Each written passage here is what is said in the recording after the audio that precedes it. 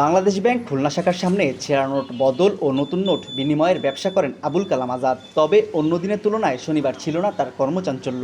একই অবস্থা, একই পেশার মোহাম্মদ জাহিদের। ব্যবসার পুঁজি হারিয়ে দিশেহারা তিনিও। এটা দিয়ে আমার সংসার চলে, আমার আর কোনো আয়ের উৎস নেই। এই উৎস এই জায়গা থেকে এই দিয়েই চলতে হয়।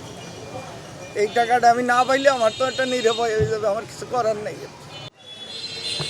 গত বৃহস্পতিবার ছেঁড়া নোট বদল করে জীবিকা চলে এমন 6 জনের 7 লাখ টাকা নিয়ে নিখোঁজ হন একই পেশায় থাকা ফেরদৌস মোল্লা। এ ঘটনায় থানায় অভিযোগ করেছেন ভুক্তভোগীরা। ফেরদৌসকে খুঁজে পেতে সাধারণ ডায়েরি করেছে তার পরিবারও। বলছে তোমার 12:30টার ভিতরে আমি টাকা দেবো, এক স্যারের দায়িত্ব দেয়নি। তখন আর ফোন বন্ধ করছে, আর খুলি নাই। এরা পরিকল্পিতভাবে এই ঘটনাটা ঘটাইছে এবং এর সাথে এর বড় ভাই জড়িত। আর আমাদের টাকা খোয়া গেছে, সেই হিসাবে আমরা একটা ডায়েরি করি। অভিযুক্তকে খুঁজতে কাজ চলছে বলে জানায় পুলিশ।